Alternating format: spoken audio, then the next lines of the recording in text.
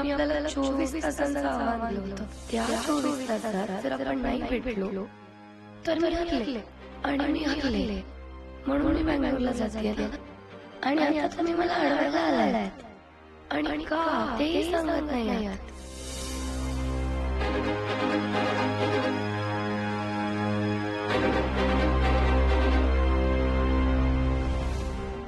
मी तुला का थांबवलं हाच प्रश्न आहे ना तुझा.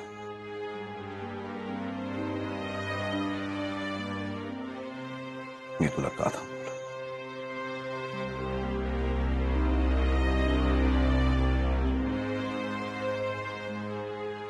मला माहिती आहे ईशा, तू त्या उत्तराची वाट बघतेस.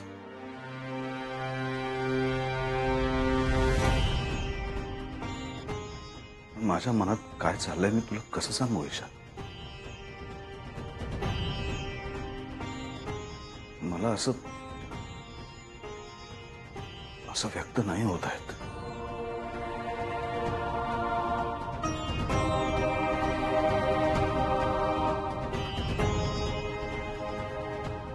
तू पटकन बोलून टाकलंस ईशा.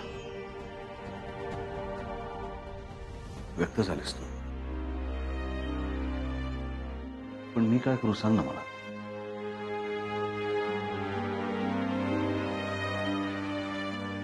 ईशा मला भीती वाटते. भीती वाटते की आज जे असंख्य प्रश्न माझ्या मनात आहेत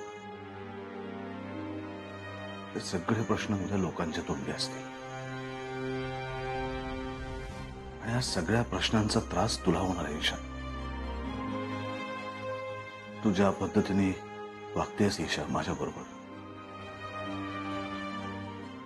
जे बोलतेस,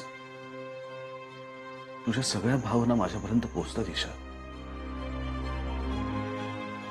खूप खरी आहेस तू, खूप खरी आहेस. आणि तुझ्या या खरेपणामुळेच हा विक्रांत सरंजामे बदलला. पूर्णपणे बदलला.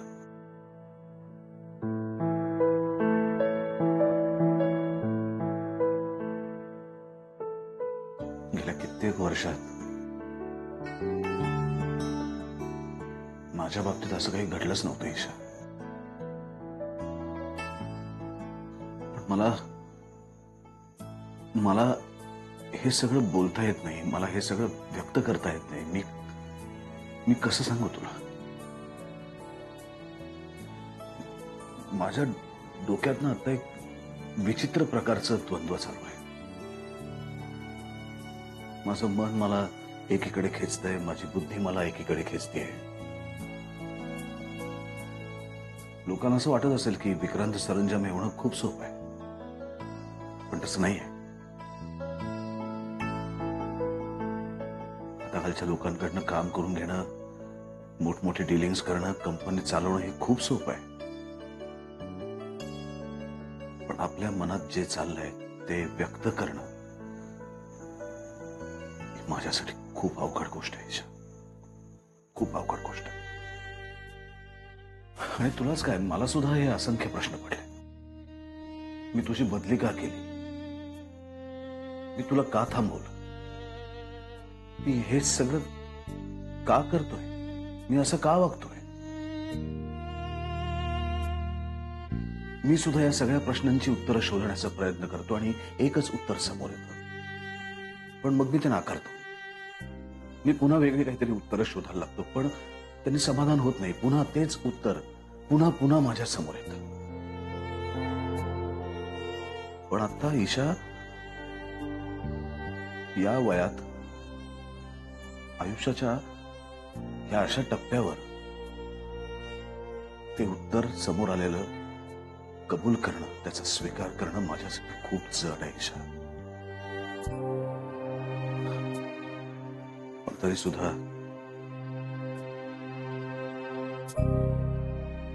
तुझी सतत वाटणारी काळजी, तुझ्याविषयी सतत वाटणारी एक ओढ, तुझ्यावरचा विश्वास, सतत काहीतरी तुझ्यासाठी काहीतरी करावं ही वाटणारी भावना, हे सगळं काय आहे ईशा? हे प्रेम,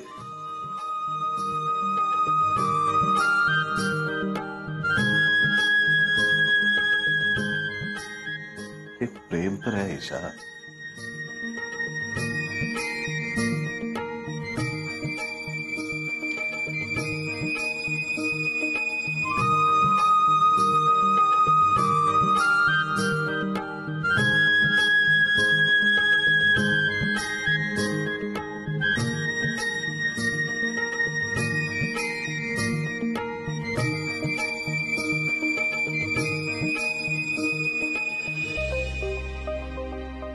Isha,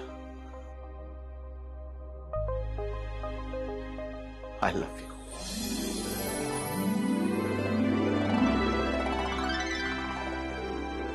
I love you Isha.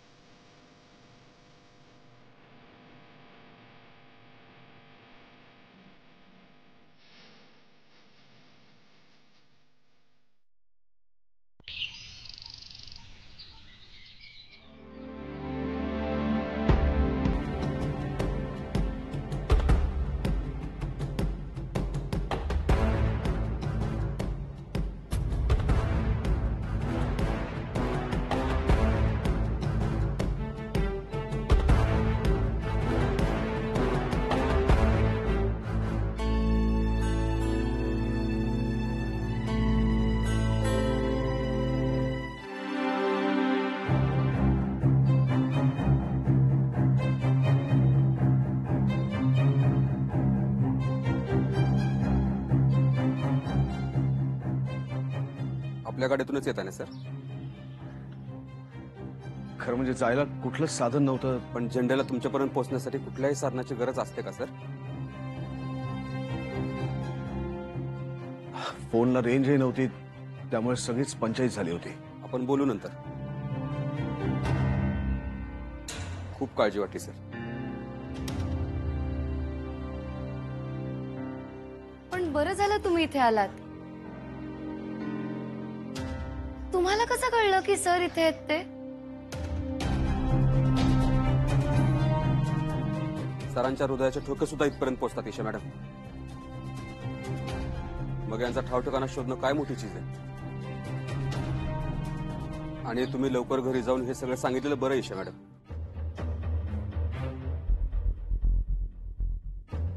चला द्या सर.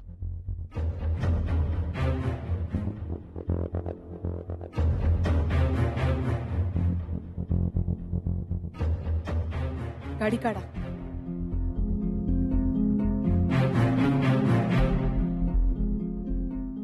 ईशा मॅडम तुम्ही त्या गाडीत.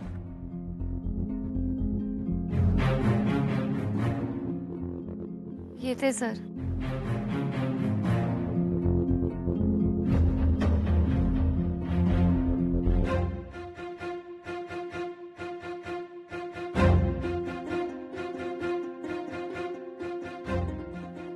बस.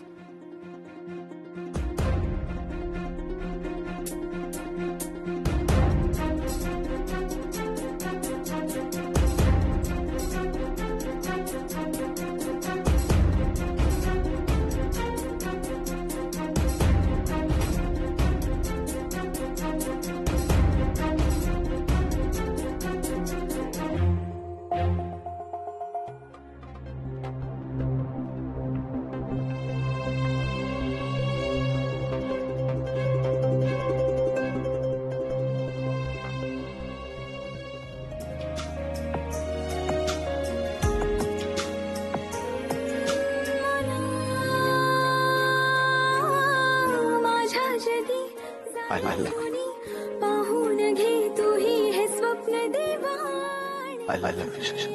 हलके हलके सुख है बरसे मनाच्या पाऱ्याला से स्वप्नांचे बहर मनाच्या भाई अशी डोलेतील हर घेऊ दे मनाला श्वास मोकळा. किती सांगायचंय मला किती सांगायचंय. तरी मी तुम्हाला सांगत होते या मुलींना ना कंपल्सरी करायचं. दर तासाने घरी फोन केलाच पाहिजे. आता फोन बंद आहे म्हणजे काय? नेमकं रात्रभर फोन करतात, फोन लागतच नाहीये तिचा. ती कधी पोहोचणार होती बंगलोरला? एव्हाना पोहोचायला हवी होती. अहो तेच तर काही कळत नाहीये, फोन का बंद आहे काय. ऑफिसमध्ये चौकशी केली का? अहो ऑफिसचा माणूसच रात्री इथे विचारायला आला होता. हा हा काय फालतूपणा आहे? नाही आपल्याला वाटतं मोठं ऑफिस वगैरे, पण असं काहीही नसतं. नाही मी तुम्हाला आधीच सावध करणार होते, पण तुमची आणि त्या सरंजाम्यांची चांगली घसट आहे ना, म्हणलं उगीच कशाला बोला. नाही हो, पण आपल्याला नीट काही अजून कळालेलं नाही. आपण असं बोलणं बरोबर नाही ना. ओ निमकर, अजून तुम्ही किती वाट बघणार आहे काय कळायची? पोलिसामध्ये तक्रार नोंदवा. ओ तरुण पोरगी आहे तुमची, दिवस लय डेंजर आहे आजकाल. अगदी बरोबर बोलतायत. मुलीचा रात्रीपासून फोन लागत नाहीये, बेपत्ता आहे. शोध करायला सांगा त्यांना. अरे बापरे. अहो कुठे गेली असेल ईशा आपली? थांब, मी परत फोन करून बघतो. रडू नका ना.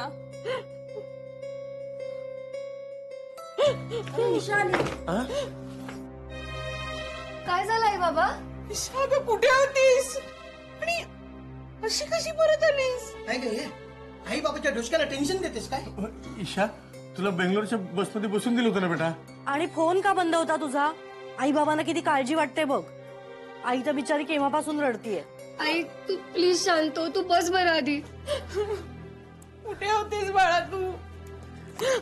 आई अगं हायवेवर माझ्या फोनला रेंज नव्हती आणि नंतर तो स्विच ऑफ झाला होता, म्हणून नाही कॉन्टॅक्ट करू शकले. चला, जे झालं ते झालं. ईशा आली आहे ना, बरं झालं. पोलिसात कळवायला नको आता. चला येतो.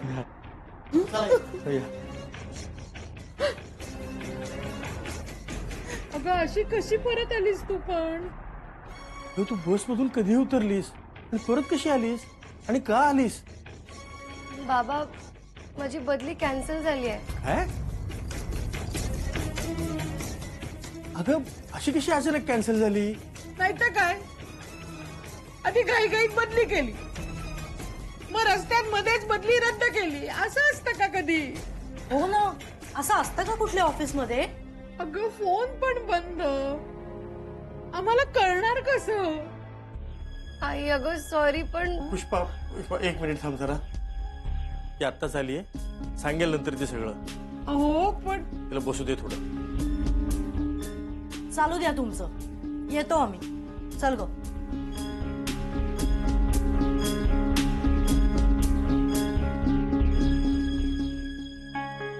नक्की काहीतरी गौडबंग आलंय. सरंजामेंच्या इतक्या मोठ्या ऑफिसचा कारभार हा असा? छे छे, काहीतरी मूर्तय नक्कीच.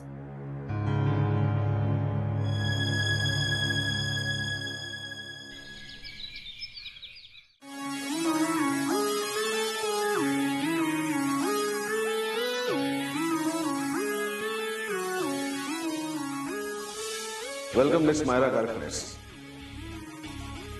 Assistant Vice President of Saranjam Industries.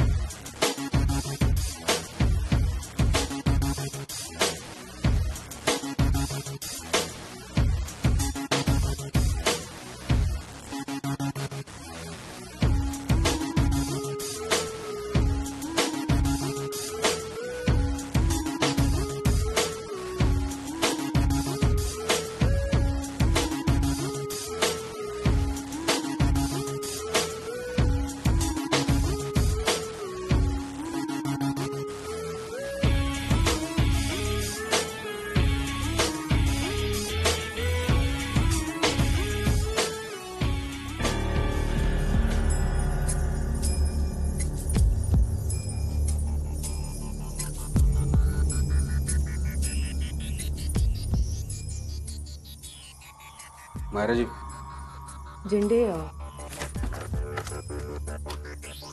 मीटिंगचा agenda plan करते मी.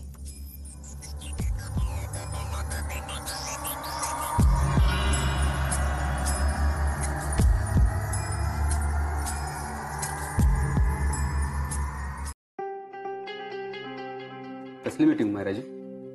मी आता बिझी आहे झेंडे, तुम्ही प्लीज नंतर याल का? झेंडे प्लीज. मायराजी प्लीज. सर, ते रस्त्यावरच्या हॉटेलमध्ये होते, त्या चाळीतल्या मुलीबरोबर. मायराजी, तुम्ही तिथून निघून का आलात? आपलं काय ठरलं होतं मायराजी? आपण दोघांनी मिळून सरांना जाब विचारायचं ठरलं होतं की नाही? कारण मी नाही बघू शकले ते सगळं. मी त्या दोघांना एकत्र नाही बघू शकले झेंडे.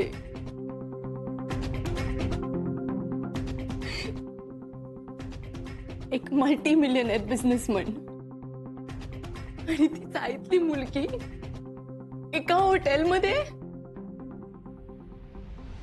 झेंडे, काय चाललंय हे सगळं? कुठे थांबणार आहे आणि हे? मलाही काय कळत नाही मायराजी.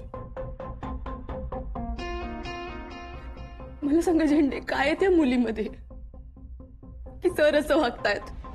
मलाही तोच प्रश्न पडलाय. तुम्हाला नुसता प्रश्न पडलाय झेंडे, मला प्रश्नाचं उत्तर हवंय, कारण मी खूप हर्ट झाली. आय एम सॉरी, पण मी खरंच खूप हर्ट झाले या सगळ्यामुळे. आपण कुठेतरी चुकतोय का झेंडे? मायराजी, आपलं काय चुकलंय? ही सगळी सिच्युएशन समजून घेण्याबाबत आपण कुठेतरी चुकतोय का? म्हणजे असं तर नाहीये ना की आपण स्वतःशीच खोटं बोलतोय. आपल्याला दिसतंय सगळं, पण आपण ते मान्य करत नाही आहोत. कारण झेंडे, हे सगळं नॉर्मल नाहीये. This is not normal. What is this Zende? Zende, I need to know what is this. मला जे वाटतंय ना मायराजी, ते मी तुम्हाला सांगतो. हे ना प्रेम आहे. कारण जिथं वागण्यातलं लॉजिक संपतं ना, तिथे प्रेम सुरू होतं.